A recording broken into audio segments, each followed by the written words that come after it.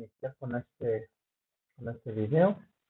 Eh, el contenido es sobre conceptos de ecología que ayudan a explicar la aparición de plagas en los agroecosistemas. La presentación no tiene por objeto dar una revisión, conceptualizar de manera importante estas definiciones de ecología. Solamente es brindar un panorama de los conceptos que debe uno tener en cuenta cuando pretende explicar por qué las plagas aparecen en un agroecosistema. Entonces, voy a abordarlos de manera un poco somera, pero pues como lo decía, la idea es brindar la oportunidad para que ustedes puedan profundizar en cada uno de estos temas.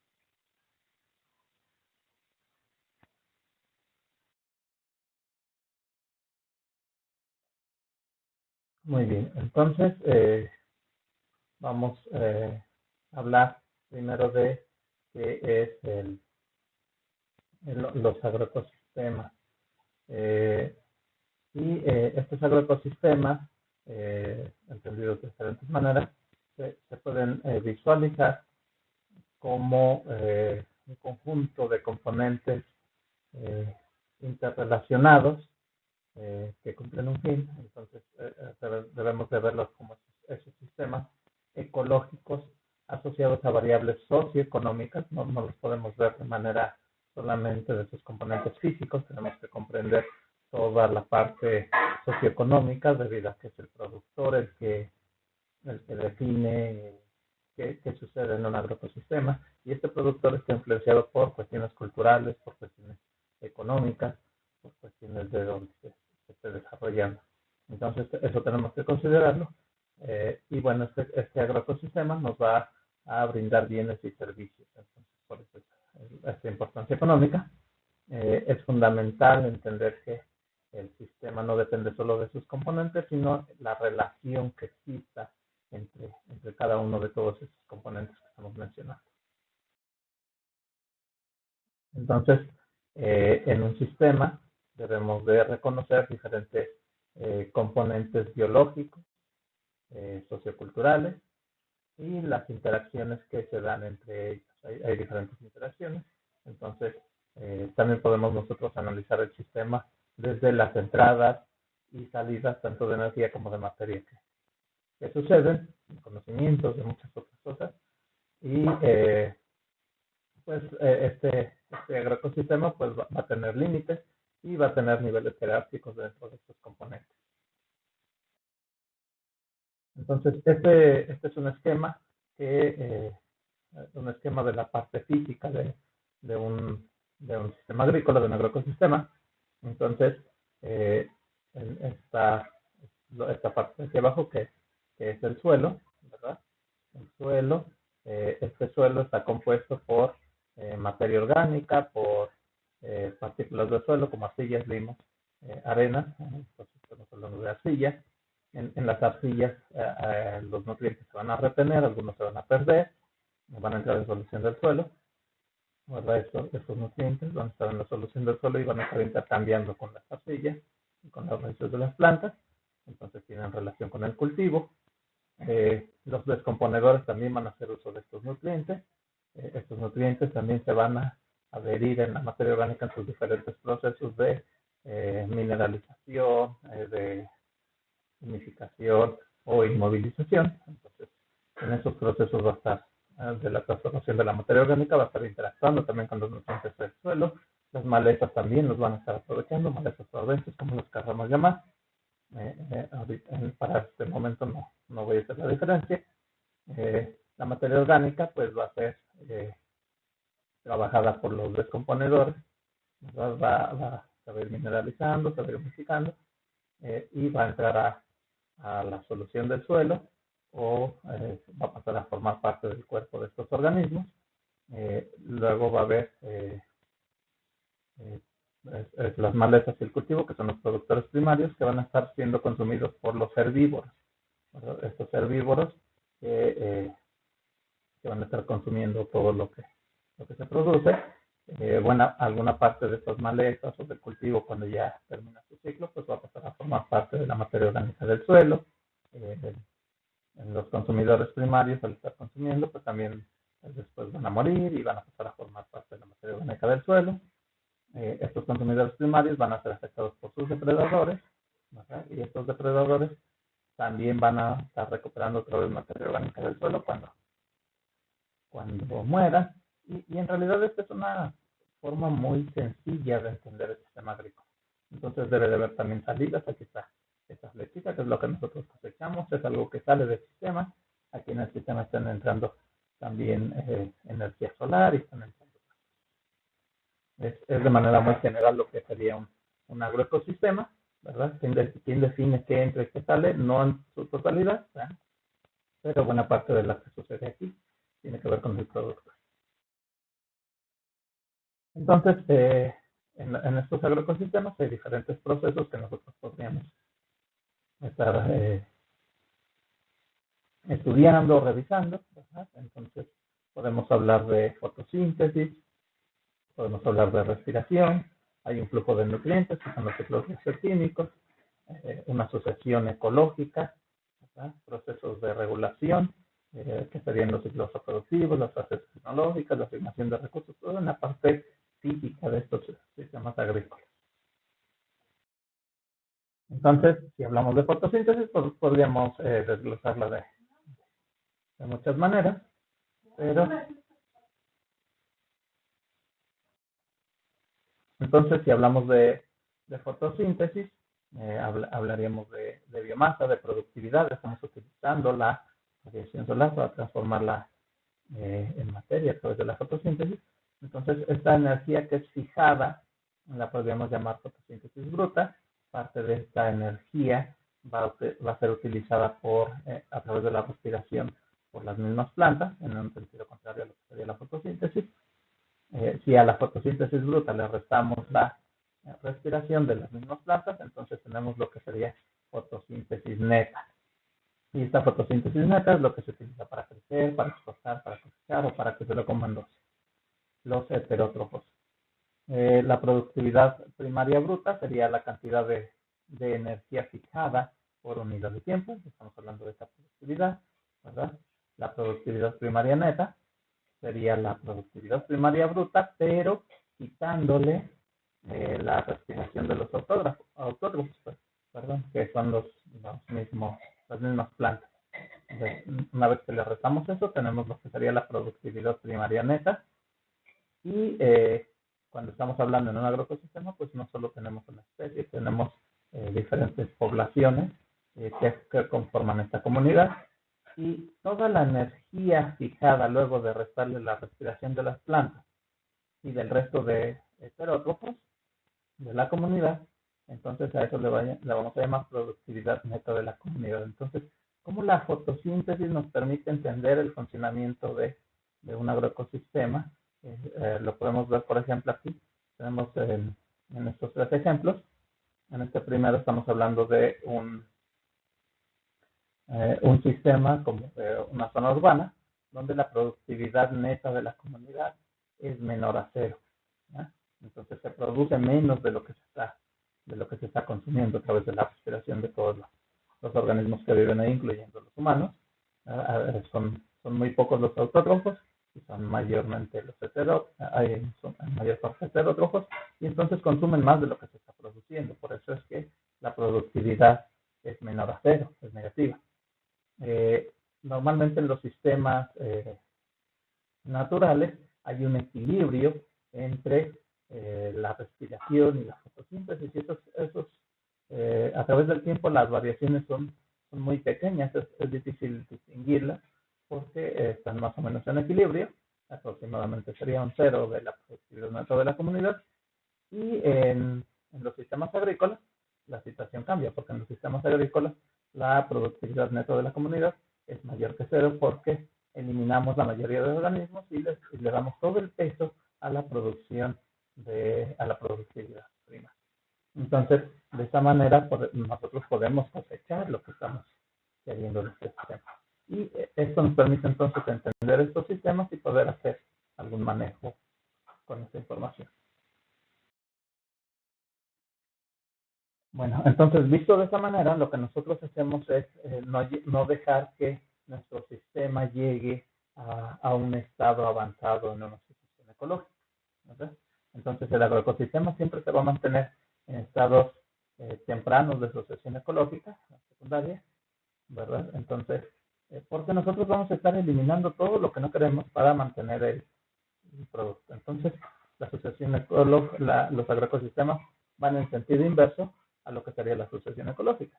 La sucesión ecológica que va a estar determinada por especies pioneras, después vienen las especies intermedias y al final tenemos un bosque clínico.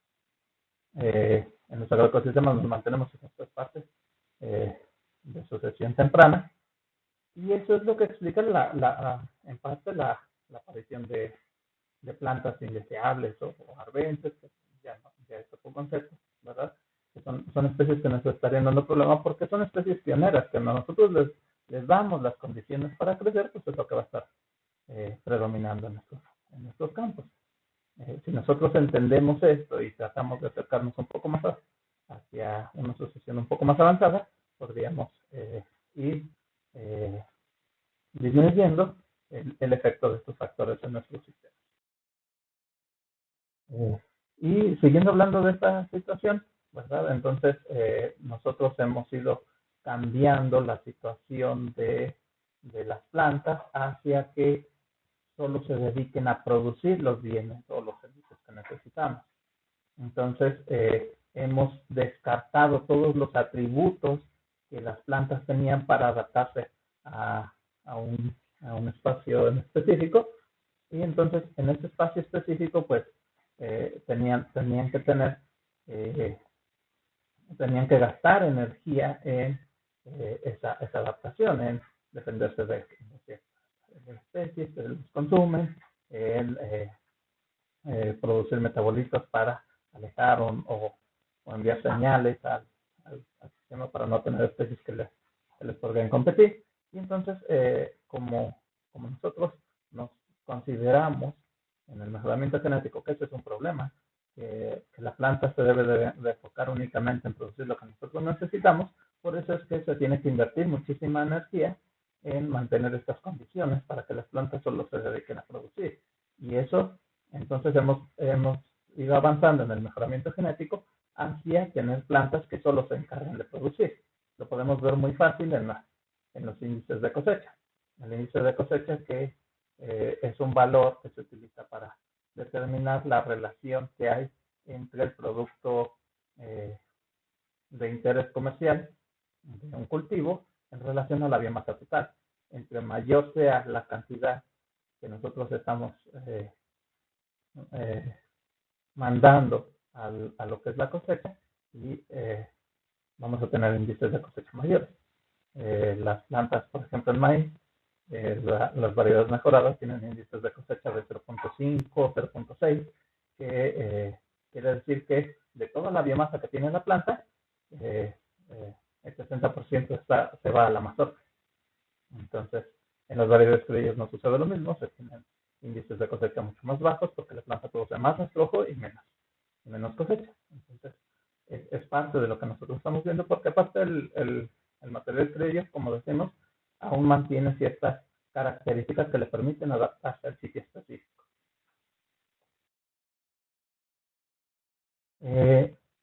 Otra situación que nosotros debemos considerar es la continuidad de espacio-tiempo y la sincronización de microorganismos y plantas y todos los seres. Entonces, nosotros hemos cambiado hemos cambiado las condiciones de un paisaje, en un paisaje natural en general, donde la aparición de ciertos organismos depende de cuestiones completamente naturales. Cuando nosotros establecemos cultivos, rompemos esa continuidad espacio-tiempo y ponemos otros organismos, otras plantas que son diferentes. Esta concentración de recursos en un tiempo que no estaba de manera natural permite que ingresen otros organismos para aprovechar estas condiciones. Toda la cantidad de recursos, de energía que existe ahí, pues va a ser muy diferente. Entonces podemos nosotros hablar de dimensiones de la biodiversidad. Estas dimensiones, en general, al hablar de diversidad no podemos hablar solamente del número de organismos o el número de especies que tenemos.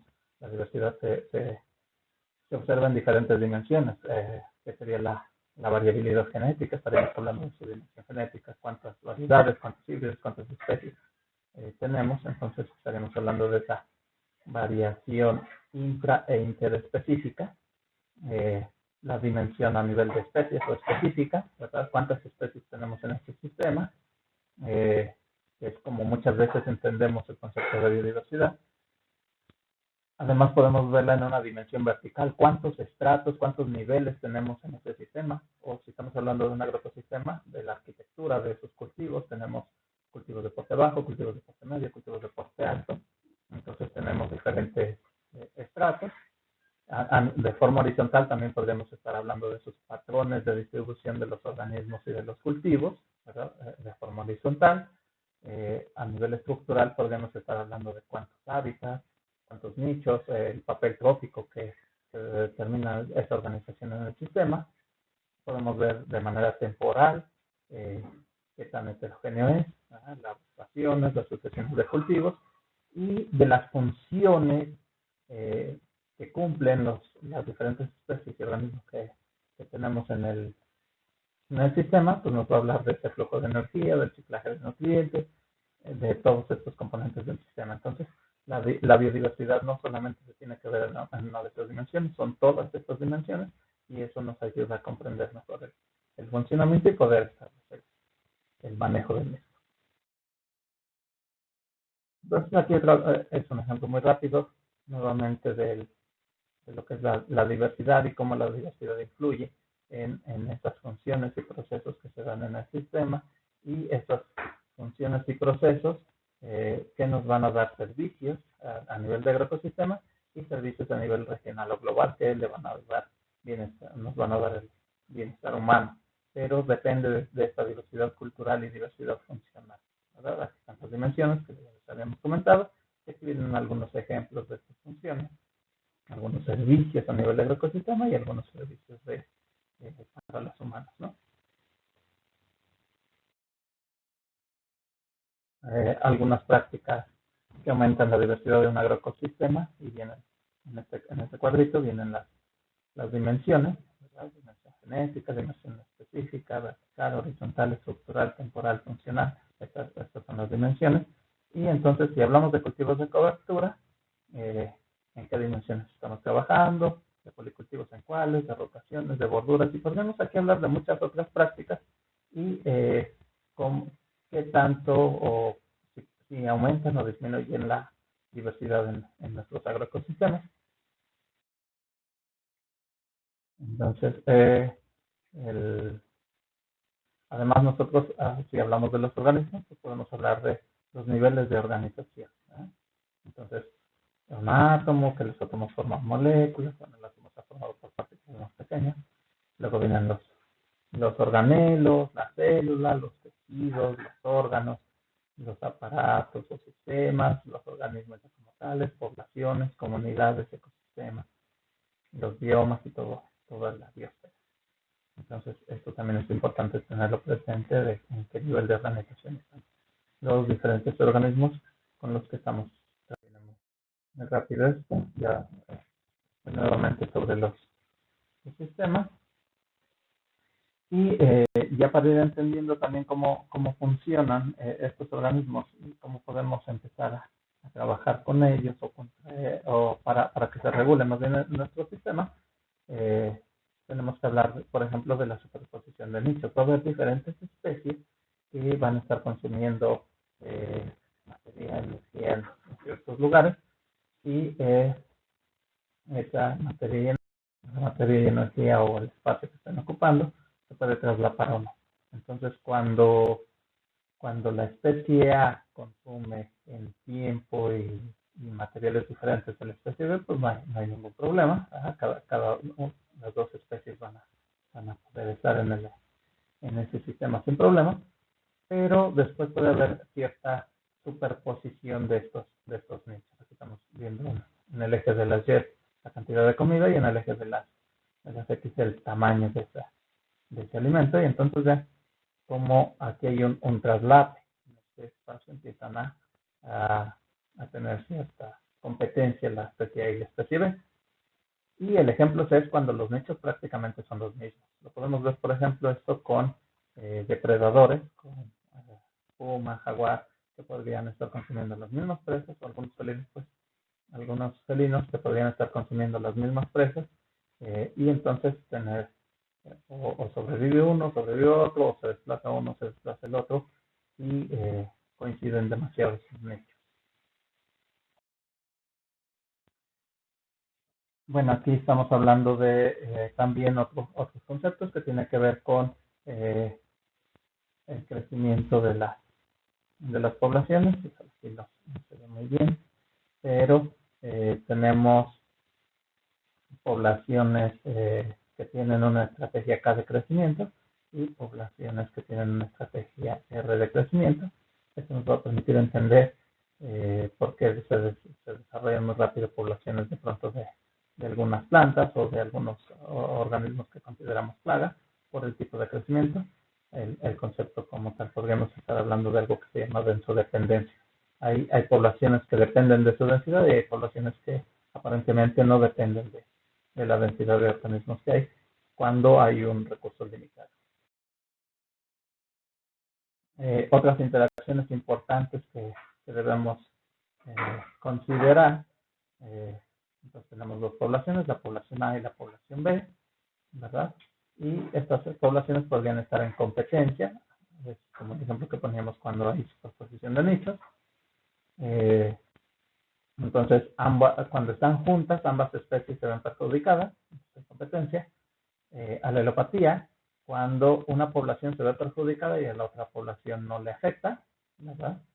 En la depredación, entonces el organismo que consume a la presa, pues no se ve beneficiado y la presa se ve perjudicada. En el parasitismo es similar a la depredación. Y en la simbiosis, cuando están juntos, ambas poblaciones se ven beneficiadas. Otra vez, regresando a esto de la competencia, ¿verdad? Y viendo otra vez lo mismo de la superposición de nichos, vean, aquí tenemos la especie A, la especie B, hay una competencia débil. Cuando la competencia es fuerte, entonces se va a dar un fenómeno que le llamamos exclusión competitiva, ahorita lo vamos a ver con más detalle. Entonces, pero no siempre va a ganar la misma especie. Lo que suceda para que sobreviva la especie A o la especie B, que sean las que se va a establecer de mejor manera, va a depender mucho de las condiciones del sitio específico del que estemos hablando. No siempre va a suceder que gane la especie A veces va a ser que la especie B desplace a la especie A y en otros sitios, por las condiciones que se generan, va a ser al revés. Entonces aquí viene un ejemplo de algo que en agronomía le llamamos la ley del mínimo, ¿verdad? Donde el elemento o el elemento que se tiene en menor cantidad es el que determina el potencial o el crecimiento de una planta o de una población de plantas. Entonces, si yo puedo tener bien todos los nutrientes, pero si me falta nitrógeno, pues este es el que va a determinar hasta dónde se va yendo el barril, el tamaño de la cajita del nitrógeno. O cualquier otro elemento que esté aquí. Entonces, vean, este es un ejemplo de exclusión competitiva. Viene dos especies que no pueden ocupar el mismo nicho ecológico en el mismo hábitat. Si existen recursos limitados, eventualmente una especie va a excluir a la otra y también se conoce como ley de Gauss. 1964. Entonces, aquí viene un ejemplo de dos individuos, dos especies. En este caso, cuando las poblaciones están aisladas, vean el crecimiento es muy similar en ambas, ¿verdad? De cómo se van desarrollando estas poblaciones. Pero cuando las ponemos juntas, vean cómo la especie que viene aquí representada en la línea azul mantiene su crecimiento, se ve ligeramente afectado, no es la misma gráfica que arriba, Y la especie B empieza a crecer en un momento, pero después se ve desplazada hasta que prácticamente desaparece porque se ve desplazada por la otra especie. Entonces, no pueden ocupar ese mismo nicho ecológico en un mismo hábitat. Y bueno, pues con estos conceptos nosotros podríamos tener ya la capacidad, si profundizan en ellos, van a poder tener la capacidad de explicar por qué hay plagas en los agroecosistemas. ¿Qué es lo que determina que aparezcan las plagas en los agroecosistemas? Y entonces cambiar la visión general de, cuando hablamos de las plagas, de considerar que es un organismo que hay que eliminar a es un organismo en el que tendríamos que entender qué es lo que está sucediendo para que se desarrolle y entonces las estrategias son completamente diferentes. El primer aspecto es lo que se ha venido haciendo hace muchísimos años desde la Revolución Verde, de eliminar las plagas porque son los enemigos, entonces simplificar los sistemas, mantener estas condiciones. Y la otra situación es desde la propuesta de la agroecología de entender el por qué aparecen estas plagas y entonces poder explicarlo de manera, entendiendo estos conceptos ecológicos y conceptos socioeconómicos que tienen que ver con el agroecosistema para poder establecer un manejo de, pues eso sería todo. En un siguiente video estaremos hablando de las hipótesis o las teorías que hay alrededor de por qué hay plagas en estos agroecosistemas. La mayoría de la información que presenté y que voy a estar presentando en el siguiente video son del libro de Santiago Sarandón, que lo pueden encontrar fácil en internet, sobre bases ecológicas para el manejo de ecosistemas sustentables, algo así se llama, no recuerdo en este momento el nombre completo, más o menos por este nombre, y lo pueden encontrar gratuito en internet. Muchas gracias.